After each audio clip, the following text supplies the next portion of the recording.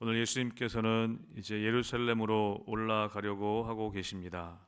예루살렘으로 올라가시는 그 길은 십자가의 길인 것을 우리는 알고 있습니다. 그리고 오늘 그 길에서 제자들에게 자신이 십자가에서 죽으시고 십자가에서 고난당하시고 제3일에 살아날 것에 대해서 다시 한번 말씀하십니다.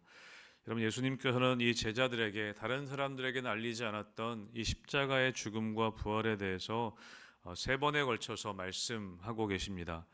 마태복음 16장에서도 그리고 17장에서도 이미 두 차례 예수님 자신이 십자가에서 죽으실 것과 부활하실 것을 말씀하셨습니다. 16장에서 우리가 아는 것처럼 가이사랴 빌립보에서 제자들에게 질문하시죠. 사람들이 나를 누구라고 하느냐? 그리고 너희는 나를 누구라고 하느냐? 그때 베드로가 위대한 신앙 고백을 합니다. 바로 그 신앙 고백 이후에 예수님께서는 자신의 십자가에서의 죽으심과 부활에 대해서 처음 언급하셨습니다. 그리고 17장에 보면 이 갈릴리 지역에서 한 번 더 예수님께서 제자들에게 자신의 십자가에서 죽으심과 부활에 대한 그런 예언의 말씀을 제자들에게 가르쳐 주셨습니다. 그렇게 가이사랴 빌립보에서 이 갈릴리를 거쳐서 오늘 이제 요단 동편 여리고성 건너편 쪽에 예수님께서 제자들과 함께 오셨습니다. 그리고 예루살렘으로 이제 올라가려고 하실 때였죠. 예수님의 그 행적은 이제 갈릴리의 사역을 다 정리하시고 이제 예루살렘 사역, 이 십자가 사역을 향하여서 걸어 올라가시게 됩니다. 우리가 사순절 기간 보내는 가운데 있는데 우리가 계속해서 이제 마태복음 쭉 읽어보면 예수님의 이제 예루살렘의 사역이 이제 시작되는 것을 우리는 보게 됩니다. 예루살렘 사역은 십자가의 사역이었고 그리고 고난의 사역이었고 죽음의 사역이었습니다. 예수님께서는 많은 사람들에게 기적을 베푸시고 또 많은 무리들이 예수님을 따르기는 했지만 왜 이 땅에 예수님이 오셨는지, 예수님은 한시도 이 땅에 오신 목적을 잊지 않으셨습니다.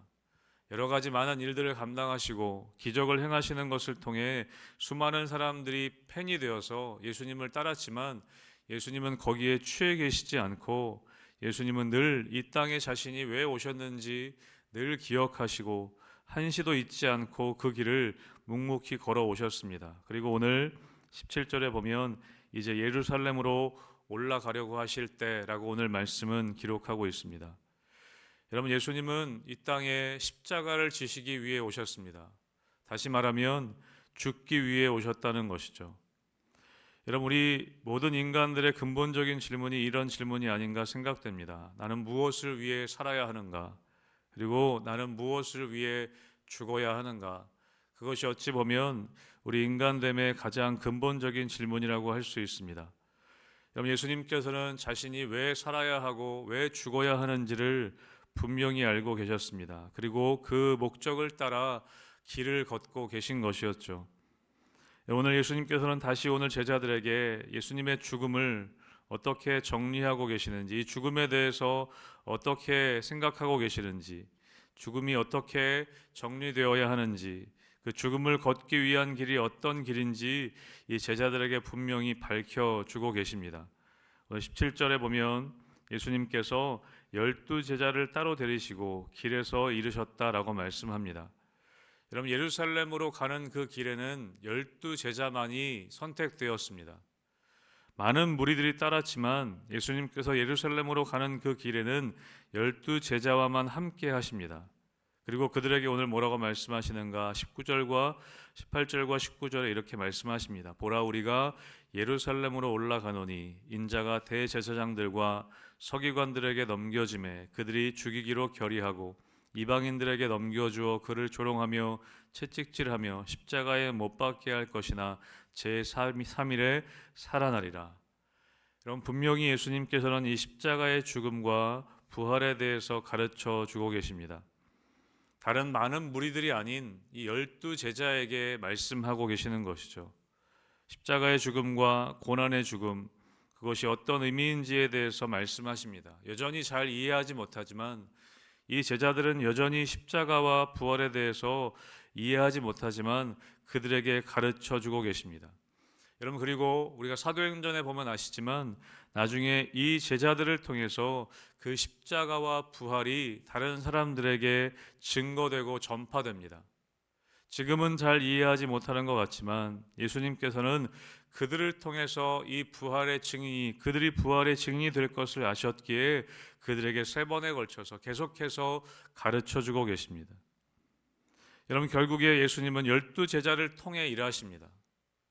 여러분, 그리고 그 이후에는 12제자를 통해서 세워질 교회를 통해서 예수님께서는 일하실 것을 말씀하시는 것입니다. 여러분, 예수님께서는 이 12제자에게 집중하시고, 그리고 예수님은 교회에게 집중하고 계신 것을 우리는 알 수 있습니다. 여러분, 예수님은 여전히 교회의 소망을 두고 계십니다. 지금 보기에 이 12제자는 정말 아무것도 모르는, 정말 여전히 이 뒤에도 나오지만 여전히 누가 큰지 다투고 있는, 십자가와 부활에 대해서 전혀 깨닫지 못하고 있는 어리석은 제자들이지만, 여러분, 예수님은 여전히 이 12제자에게 소망을 두고 그들을 가르치고 계십니다. 여러분, 지금도 마찬가지인 것이죠. 여전히 우리는 부족하고 연약하지만 여러분, 예수님은 여전히 교회를 통해 일하시기를 원하시고 또 교회에게 소망을 두고 계심을 우리들은 믿어야 한다는 것입니다. 여러분, 여전히 우리들은 부족합니다. 십자가와 부활 여전히 우리가 알고 있지만 여전히 우리의 삶에서는 제자들과 똑같이 누가 크냐 하고 싸우는 우리의 모습들이 있는 것을 또한 보게 됩니다. 그렇지만 여러분, 예수님은 여전히 우리를 깨닫게 하셔서 우리를 통해, 교회를 통해 이 땅의 십자가와 부활의 의미가 전달되기를 원하신다는 것이죠. 여러분, 예수님은 이 12제자를 통해, 여러분, 그리고 교회를 통해 구원의 역사를 이루어 가실 것입니다. 여러분, 그리고 그 교회의 기초는 무엇이냐면 바로 십자가와 부활이라는 것입니다. 그렇기 때문에 이 제자들에게 계속해서, 다른 사람들이 아닌 이 제자들에게 십자가와 부활에 대해서 오늘도 말씀하고 계신 것이죠. 그리고 어제 수요예배 때도 우리가 빌립보서의 말씀을 통해 함께 나누었지만 바울이 얘기하는 것도 결국에 무엇입니까? 그가 끝까지 달려갈 수 있는 능력과 힘이 무엇입니까? 바로 십자가와 부활이라는 것입니다.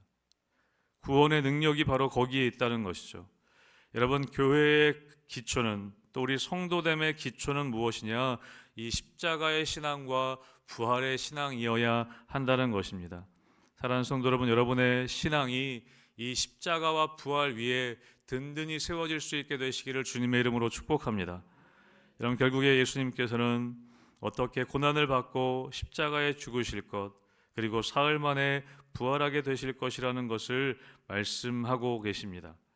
여러분, 그렇게 말씀하시는 그때에 어떤 일이 일어나는가? 오늘 20절에 보면 이렇게 되어 있습니다.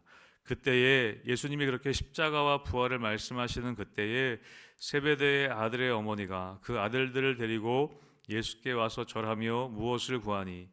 예수께서 이르시되 무엇을 원하느냐? 이르되 나의 이 두 아들을 주의 나라에서 하나는 주의 우편에 하나는 주의 좌편에 앉게 명하소서. 여러분, 세베대의 아들들의 어머니, 여러분, 이 아들들은 누구냐면 야고보와 요한입니다. 이 야고보와 요한의 어머니, 다른 성경에 보면 살로메라는 이름으로도 알려져 있긴 합니다. 또 예수님의 친족이라고도 알려져 있기도 합니다. 예수님과 아주 가까운 사이라는 것이죠. 여러분, 예수님과 아무리 가까운 사이여도 여러분, 이들은 여전히 십자가에 죽으러 간다라고 3번씩이나 예수님 말씀하시는데 그것이 어떤 의미인지 알지 못합니다. 예수님이 그리스도이시고 예수님이 메시아시라는 것을 여전히 세속적인 의미로 받아들이고 있다는 것이죠.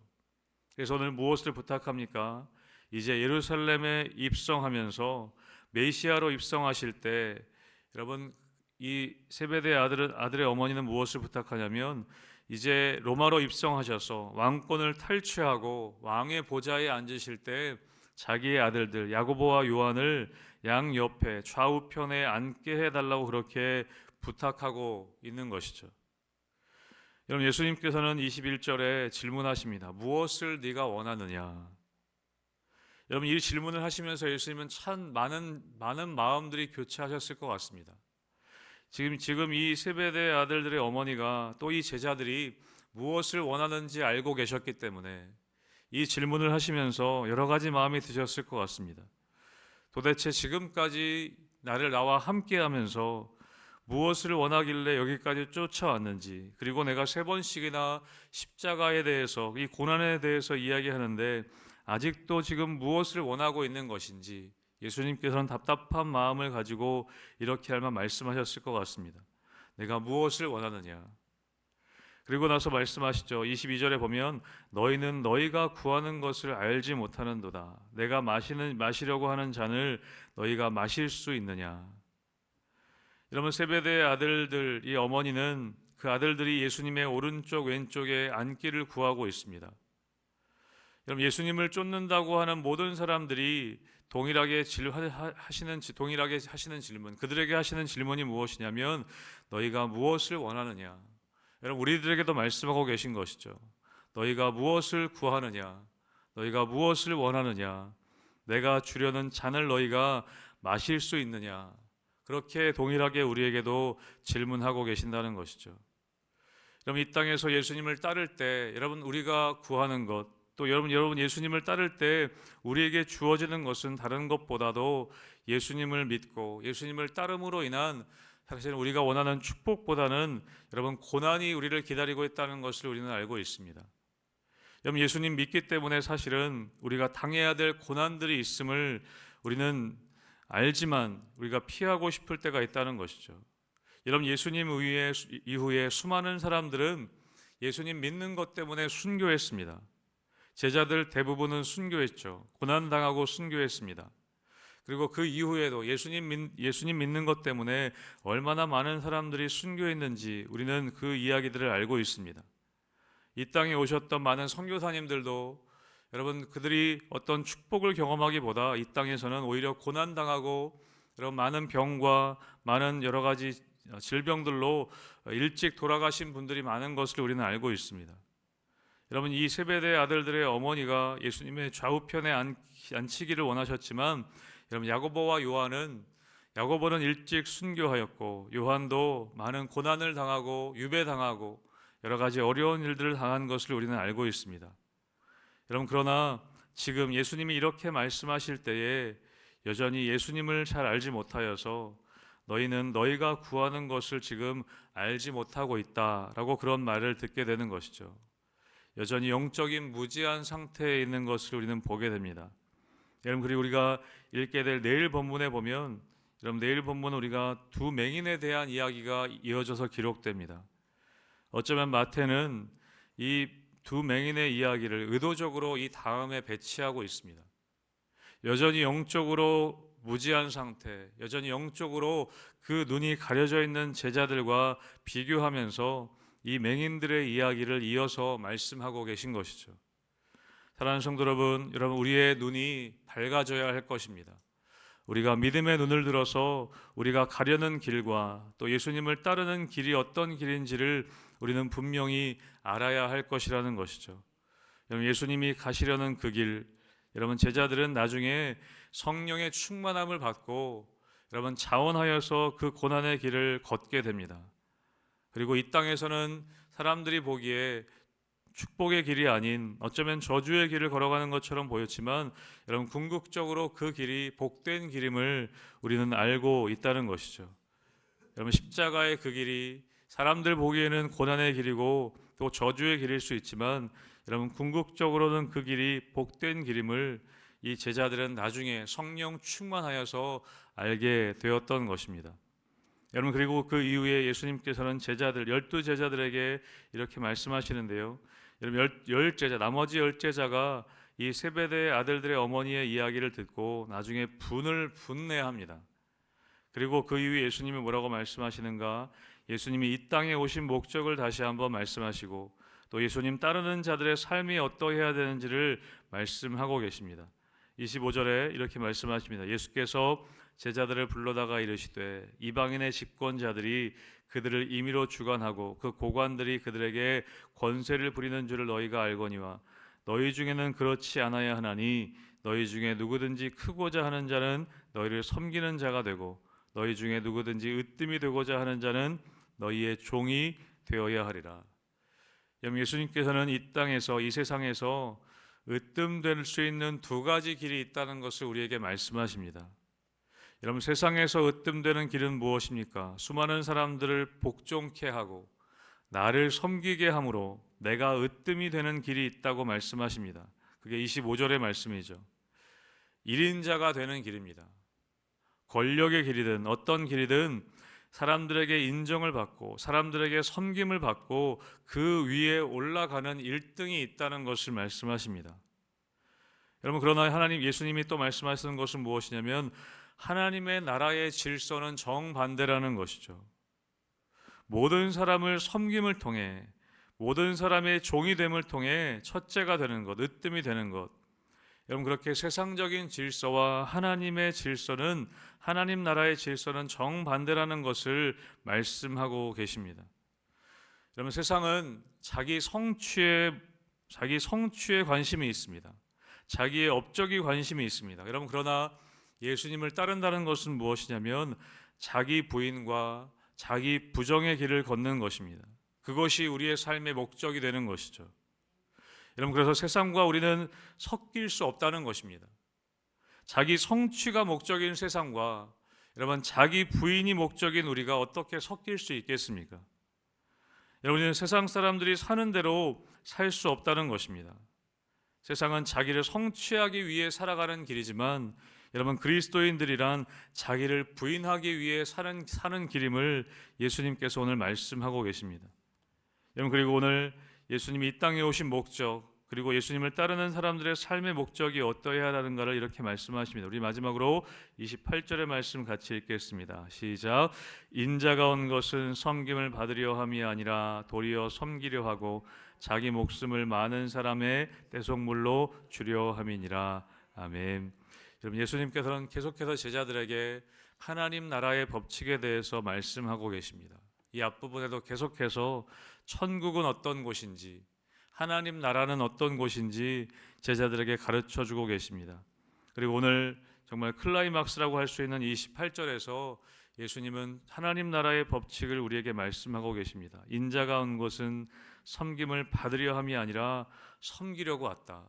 결국에 어떻게 됩니까? 자기 목숨을 많은 사람의 대속물로 주려고 왔다. 본인이 십자가에서 죽으실 것이 많은 사람들을 살리기 위한, 다른 사람들을 섬기기 위한 길인 것을 말씀하고 계십니다. 사랑하는 성도 여러분, 이 세상에서는 섬기기 위해 으뜸이 되고자 하는 사람은 없습니다. 다 자신을 섬기려고 자신을 높이고 그리고 다른 사람들이 나를 섬기게 함으로 으뜸되려고 합니다. 여러분, 누가 국민을 위해서 살아가는 정치인이 누가 있겠습니까? 다 자기를 위해 살아가는 것이죠. 여러분, 그러나 예수님이 말씀하시는 것은 무엇이냐면 으뜸이 되고자 하는 자는 너희의 종이 되어야 하고 섬기는 자가 되어야 한다라고 말씀하십니다. 말씀만 하실 뿐만 아니라 예수님 스스로가 우리들을 섬기기 위해 이 땅에 오셨고 그리고 십자가의 죽으심을 통해 여러분, 우리를 섬기시는 분으로 이 땅에 오셨음을 증명하셨다는 것이죠. 사랑하는 성도 여러분, 예수님을 따른다는 것은 바로 이런 길인 것을 예수님은 우리에게 보여주고 계십니다. 이 사순절 기간 예수님이 가셨던 십자가의 길을 다시 한번 우리가 기억하고 되새기면서 우리가 가야 할 길이 어떤 길인지, 우리가 이 땅 가운데 살지만 하나님 나라 백성으로 어떤 삶을 살아야 하는지, 우리가 예수님을 따르며 그 십자가의 길을 걸어갈 수 있는 우리 성도님들의 삶과 우리의 삶이 될 수 있기를 주님의 이름으로 축복합니다.